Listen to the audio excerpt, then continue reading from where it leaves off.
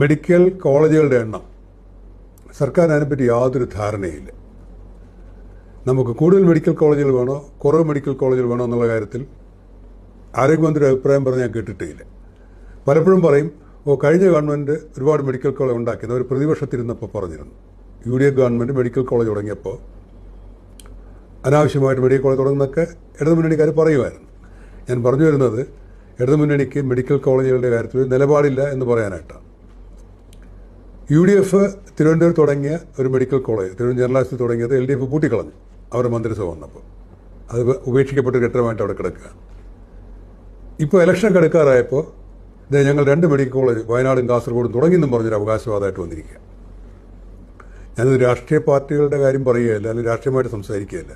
ഒരു മെഡിക്കൽ വിദ്യാർത്ഥിയായിട്ട് 43 കൊല്ലം മുമ്പ് 42 കൊല്ലം മുമ്പ് ജീവിതം ആരംഭിച്ച ഒരാൾ നിലയ്ക്കാണ് ഞാൻ പറയുന്നത്.